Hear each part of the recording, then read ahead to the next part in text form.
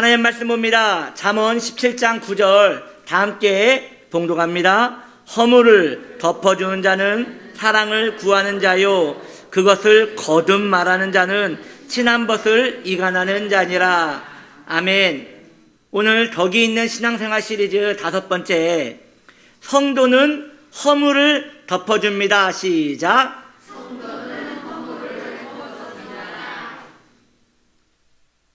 누구에게나 허물이 있습니다. 누구에게나 있어요. 제가 방금 말씀드립니다. 지구상에 있는 모든 인간은 다 허물이 있습니다. 허물을 우리식으로 현대 표현으로 말하면 컴플렉스라고 합니다. 컴플렉스란 정신 분석학적인 개념입니다. 그 증상 5가지를 요약해서 말씀을 드리면, 첫 번째, 상황을 왜곡합니다. 왜냐? 자신이 느끼는 감정대로 해석하기 때문에 상황이 왜곡될 수밖에 없지요. 두 번째, 상황을 그러다 보니 중립적으로 보지 못합니다. 세 번째, 상황을 객관적으로 인지하지 못합니다. 그래서 뭔가 벌써 오해가 생기면 내가 그런 의도로 말한 게 아닙니다 라고 아무리 이야기를 해도 듣지를 않아요. 왜? 객관성을 잃어버렸기 때문이지요. 네 번째, 감정이 행동에 영향을 미칩니다. 이성이 행동에 영향을 미쳐야 하는데 이제 감정이 행동에 영향을 미치기 때문에 나중에는 내가 왜 그러는지도 모르고 나아가는 거예요. 뭔가 반동에 의해서 절제가 되지 않고 계속 행동하는데 감정이 계속 일어나는 거예요. 산불을 태울 만한 그 감정선이 일어나는 것이죠. 그래서 이후에 꼭 후회를 하게 되는 거죠. 마지막으로 그 감정 안에 있을 때 힘이 셉니다. 통제가 안 돼요. 그때는 내가 왜 그런지도 모르고 마음을 퍼붓고 자신의 감정이 일어나는데, 그때는 힘이 너무 세서 누구도 통제가 안 됩니다. 심지어 나조차도 통제가 안 되는 상황이 되는 것이지요. 그러므로 컴플렉스는 안 건드는 게 상책입니다. 한번 건드려 놓으면 그때는 답이 없는 것이에요. 오늘 저는 이 허물이라는 게, 오늘날 컴플렉스라고 말했는데, 이 허물이라는 단어의 원어적 표현도 이와 비슷합니다. 허물이란 단어를 히브리어로 파샤라 합니다. 이 단어의 뜻은 확장되다입니다. 컴플렉스가 건드려지면 자신의 감정을 통제하지 못하고 계속 왜곡된 생각으로 마음과 이미지와 상상이 확장되어져 가는 것이죠. 그 사람의 의도는 중요하지 않습니다. 내 마음에 느껴지는 대로 그 사람을 해석하기 때문에 계속 확장되는 것이에요. 그래서 결국 그 사람을 잃어버리게 되는 것이죠. 오늘 성경은 그러므로 이 허물에 대하여 성도에게 말씀하시기를, 상대의 허물은 무조건 덮어주라고 말씀하십니다. 즉, 상대의 컴플렉스를 알더라도 넘어가 주는 것이 지혜라고 말씀하시는 것이에요. 왜냐? 누구나 사람은 허물을 숨기고 싶기 때문이지요. 약점을 숨기고 싶은 것이에요. 성도는 상대의 허물을 건들지 않도록 민감하게 대해야 합니다. 그것이 상대에 대한 배려이기 때문입니다. 영린이란 말이 있어요. 이 단어를 처음 사용한 사람은 중국 춘추시대 한비자라는 사상가입니다. 그 사람은 왕과 신하의 관계가 올바르게 대응되기 위하여 이 비유를 사용하였는데, 상상의 동물 용에 대하여 말하기를 그는 말합니다. 용이란 짐승은 비늘이 한 결로 놓여져 있습니다. 그런데 이 용은 목덜미 쪽에 딱 하나 비늘이 거꾸로 나져 있는데, 그 비늘이 건드려지면 부확해진다는 거예요. 용은 평상시에는 온순하여 잘 구슬리면 등에 올라타 날아다닐 수 있을 만큼 온순하지만, 목덜미에 있는 딱 하나 그 거꾸로 난 비늘을 건들면 그것을 매우 싫어하여 상대를 물어 죽인다는 그러한 우화를 들은 적이 있습니다. 여기에서 거꾸로 난 비늘 그 딱 하나, 그걸 뭐라고 한다고요? 영린이라 한단 말이죠. 그러나 여기에는 매우 어려운 부분이 있습니다. 우리는요, 보이지 않아도 누구에게나 영린 하나씩 있단 말이죠. 그거 건들면 죽는 거예요. 그거 건들면 끝까지 가는 거예요. 아무것도 안 보여요. 그런데 그게 뭔 줄 알면 안 건들 텐데 모른단 말이죠. 제가 볼 때 영린이 하나만 있는 분이 있는가 하면 여러 개 있는 분도 있어요. 제가 볼 때 온몸에 영린 있는 분도 있는 것 같아요. 그런데 그것을 감지하지 못하면 매우 관계 맺기가 어렵다는 것이에요. 그래서 나는 사실 장난 삼아서 농담으로 던진 말에 그 사람은 죽자고 덤벼들 때가 있단 말이죠. 말로 받은 상처는 사실 잘 사라지지 않습니다. 그 상대를 보지 않으면 그 마음의 상처가 잠시 망각되는 듯 하지만 그 사람, 나에게 말로 상처 준 그 사람을 만나면 다시금 그 분노와 그 마음의 불편함이 다시 일어나게 되는 것이에요. 그러므로 상대를 배려하며 대화를 하다 보면 그 사람의 표정에서 상대의 컴플렉스를 쉽게 찾아볼 수 있는 것입니다. 얼굴이 금세 굳어져요. 눈빛이 흔들려요. 그리고 뭔가 어색해지고 부산스러워요. 내가 무슨 말을 했는데 그 사람에게 그런 표현이 나타나면 조심해야 하는 것이에요. 지금 영린에 가까워진 것이에요. 어떻게 이걸 다 신경 쓰면서 피곤하게 삽니까? 그렇게 살아야 하는 것입니다. 그래야 사람을 얻을 수 있고 그래야 덕이 있는 신앙생활을 할 수 있는 것이에요.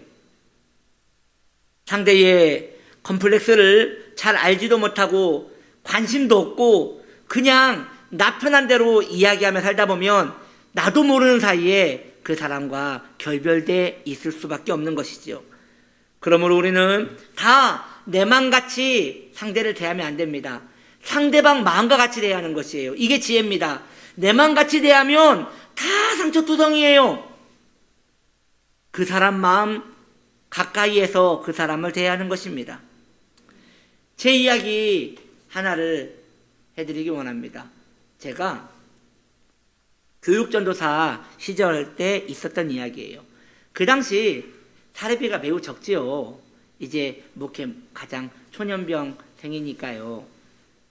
그때 제가 섬기던 목사님이 자신의 그 사례비의 일부를 그 명절 때에는 이렇게 일부를 떼어서 저를 섬겨주셨어요. 가족들과 같이 맛있는 거 먹으라고 섬겨주셨거든요.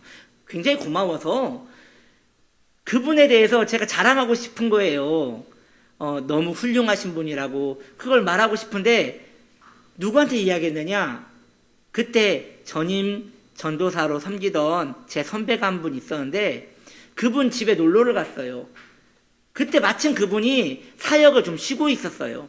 사역을 쉬고 있는 동안에 제가 그분이 여유가 있어서 가서 인사도 드리고 대화를 하는 가운데 제가 모시는 그 목사님을 자랑하고 싶지 않았겠어요? 그래서 전사님 그 누구 목사님 아시죠? 알지. 그분이요 이번에 저한테 이렇게 얼마를 주셨어요. 너무 훌륭하신 분 같아요. 참 자기 살기도 퍽퍽할 텐데 그렇게 저를 섬겨주셨어요. 라고 했더니 그분이 의외 반응을 보이는 거예요. 넌 좋겠다. 아니 그때 제가 얼마나 몸이 굳던지 왜 그러지? 내가 뭘 실수했나? 그런데 문제는 그분도 자신도 모르게 그렇게 한 거예요. 그분도 어색하고 나도 어색하고 한참 있다가 그 분위기를 결국 제대로 못하고 저는 그 집에서 나왔습니다. 나중에 생각해 보니까 제가 잘못했어요. 왜냐? 그때는 몰랐는데 시간이 지나 보니까 그 이유를 알겠어요. 무슨 일이었냐? 그분이 사역을 쉬고 있었다고 했잖아요. 그때 꽤 오랜 시간 쉬고 있었거든요. 벌써 그때가 3개월 정도 쉬고 있을 때였거든요. 그러니 경제적으로 어려운 거예요. 제가 그분에게 돈 자랑을 한 거예요. 그러니 그 마음이 얼마나 불편했겠어요. 본인의 아내를 보기에도 마음이 불편하고 자신의 마음에 움츠려 있었던 부분이 있었던 거죠. 그 부분을 저는 그냥 편하게 이야기했는데 그분도 모르게 그것이 반응으로 나온 것이죠. 이처럼 컴플렉스는요, 그 사람의 약점은 자신 안에 약점인지도 모르게 이렇게 자리를 잡고 있기 때문에 그걸 건들면 바로 일어나기 때문에 상대편이 알아서 조심해줘야 하는 거예요. 우리 주님도 그렇게 사셨습니다. 자, 베드로를 볼까요? 베드로 주님을 3번 부인합니다. 우리를 한 번만 배반해도 그 사람 안 볼 거예요. 그런데 3번을 부인합니다. 우리 주님 부활하셔서 베드로를 만납니다. 그 부분에 있어서 우리 주님 말씀하지 않으세요. 너 어찌 그랬니? 참 섭섭했다. 그런 말씀 안 하세요. 그저 불러다가 고기를, 생선을 구워서 베드로에게 줍니다. 그리고 그것과 전혀 상관없는 이야기만 하시는 거예요. 어떻게 잘 지냈어? 애들은 잘 크고? 그 부분과 전혀 상관없는 얘기를 하시면서 그 부분을 피해주는 거예요. 왜 그러셨을까요? 왜 베드로에게 그 중요한 부분을 왜 피해 주셨을까요? 그 부분 콕 집어서 이야기해 줘야 하는 거 아닙니까? 또 그러면 어떻게 해요? 다시는 그렇게 못하도록 콕 집어서 너 그렇게 안 봤는데 이 배신자 이렇게 말해줘야 하는 거 아닙니까? 주님 그렇게 안 하십니다. 왜요? 본인이 더 잘 알아요. 자신의 약점은 자신이 더 잘합니다. 굳이 말 안 해도 본인이 알아서 회개하고 본인이 알아서 괴롭고 본인이 알아서 다 결단했어요. 삭개오를 볼까요? 삭개오 유대인의 적입니다. 민족의 적이에요. 세금을 걷는데 로마에 세금을 거두면서 자신의 이익을 챙기는 아주 불안당한 사람입니다. 이 삭개오가 세리장이에요. 돈을 걷어도 더 많이 걷었고요. 민족을 약탈해도 더 많이 약탈했어요. 그런데 우리 주님 삭개오의 그런 점을 지적하지 않습니다. 그저 삭개오의 집에 오늘 유숙하러 가겠다고 말합니다. 왜 그러셨을까요? 너 그렇게 살면 안 된다 라고 왜 말씀하지 않으셨을까요? 삭개오가 더 잘 알아요. 그렇게 살면 안 되는 거 더 잘 알아요. 그래서 그 부분을 얘기 안 하신 거예요. 우리는 너무도 그러한 부분을 이야기하고 싶어 해요. 그 사람의 문제를 지적해서 고쳐주고 싶어요. 그 사람이 더 잘합니다. 말 안 해도 그 사람이 더 잘 알아요. 우리 주님도 그를 책망하지 않으시고 그들을 책망하지 않으시고 오로지 그 사람과 관계를 얻기에 힘쓰셨습니다. 교제하려고 마음을 쓰셨습니다. 누구보다도 자기 자신을 더 잘한다는 걸 주님께서 아셨기 때문입니다. 우리도 주님이 그러셨던 것처럼 그렇게 살아야 합니다. 그렇게 살아야 덕이 있는 신앙생활을 할 수 있는 것이에요. 그렇다면 어떻게 상대의 허물을 덮어줄 수 있을까요? 전 2가지를 말씀드려야 합니다. 첫 번째로 남의 허물이 아닌 자신의 허물을 이야기하십시오.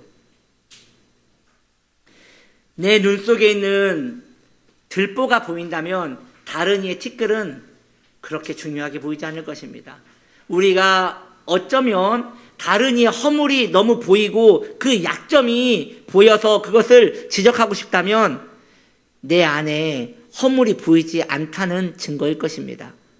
그러므로 관계를 가질 때에 상대를 대할 때에 차라리 자신의 허물을 이야기하는 법을 배우십시오. 그러한 사람은 겸손한 마음이고 다른 이의 마음을 부드럽게 하는 아주 중요한 요소가 있는 것입니다. 둘째로 상대의 허물을 알았다면 감추어 주십시오. 상대가 말해 주었든 혹은 우연히 알았든 간에 상대에 대하여 알게 된 허물은 의도적으로 피해 주어야 합니다. 감추어 주어야 합니다. 이것이 사랑의 마음이고 우리는 지금 완전하지 않기 때문에 계속 성장해져 가는 과정이기 때문에 그렇게 해야 하는 것입니다. 점점 그리스도의 형상으로 성장하는 우리이기에 기다려줘야 한다는 것이죠. 때로 우리는 의욕적으로 상대의 허물을 드러내어 그 잘못을 고쳐주어서 다시는 그 사람이 그런 실수를 안 할 수 있도록 돕고 싶은 마음이 일어납니다. 좋은 마음이죠. 그런데 열매가 좋지 않아요. 그러면 나쁜 일인 거예요. 좋은 마음이어도 열매가 좋지 않으면 나쁜 일인 거예요. 그럼 어떻게 해야 돼요? 참으세요. 기다려주세요. 기도하세요. 견디세요. 그리고 자신의 허물에 집중하세요.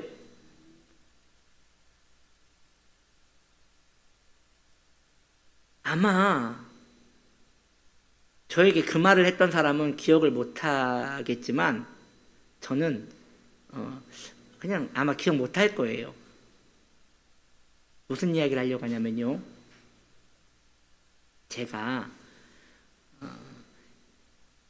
이제 여의도 시험을 볼 때 두 번째 시험이 실기 시험이거든요. 그때 제가 기타를 가지고 갔어요. 기타를 치려고 준비하면서 찬양을 한 곡 불러야 하거든요. 기타를 가지고 이제 연습을 하고 있는데 함께 시험을 보는 그 전도사님 한 분이 앞에서 기타를 치는데 너무 기타를 연습을 하는데 자랑하듯이 연습을 하는 거예요. 막 일렉같이 막 연습을 하면서 혼자 고개를 떨구고 막 연주를 하는데 너무 천박스러운 거예요. 그래서 제 마음에 저런 사람이 교육자가 되면 큰일 나겠다 이런 생각을 했거든요. 그래서 제가 집에 와서 제 아내한테 이야기를 했거든요. 교육자 중에 그런 사람이 있더라. 참, 그런 사람이 교육자가 되면 이 교회가 어떻게 될까? 그때 제 아내가 뭐라고 했냐면요, 당신도 시험 보는데 누가 못 봐?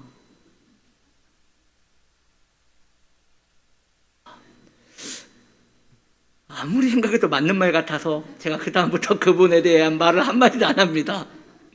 예. 내 허물이 보이면 다른 사람의 허물은 작게 보여요. 그런데 다른 사람의 허물이 크게 보인다는 것은 지금 내가 굉장히 오만해져 있다는 증거입니다. 어쩌면 우리가 참지 못하고 그 사람의 약점을 들춘다는 것은 우리가 하나님을 믿지 못해서 내 팔을 걷어붙이고 하나님이 하셔야 할 일을 내가 하는 것과 같은 것이에요. 우리 주님도 사실 우리를 얼마나 오래 기다려 주셨습니까? 주님이 지금도 우리를 또 기다려주고 계시지 않습니까? 우리 또한 그렇게 살아야 합니다. 내가 용기를 내어 허물을 드러내면 그것은 큰 성장을 일으키겠지만 다른 이로 인하여 붉어진 허물은 수치를 가져다 주는 것이에요. 그것이 참 신비로운 거예요. 내가 알아서 내 허물을 드러내는 것은요, 내 영혼의 성숙이 됩니다. 그런데 누군가의 허물을 내가 일부러 드러내면요, 그 사람은 큰 상처를 입고 수치를 당하게 되는 거예요. 공든탑이 무너지듯 금세 관계는 어색해질 것이고 마음 문이 닫혀버리게 되는 것이죠. 이제 말씀을 정리하려 합니다. 우린 누구나 허물이 있습니다. 그리고 누구나 허물을 드러내는 것은 고통스러운 것이에요. 상대의 허물을 가려주는 자는 그 사람을 얻게 될 것입니다. 그러나 그 약점을 계속 들추어내는 자는 친구를 잃어버린다고 하였습니다. 그렇게 상대의 허물을 덮어주어 덕이 있는 신앙생활을 하기를 바랍니다. 그래서 우리 주위에 덕이 있는 하나님의 은총이 가득하기를 예수님의 이름으로 축복합니다. 기도하겠습니다.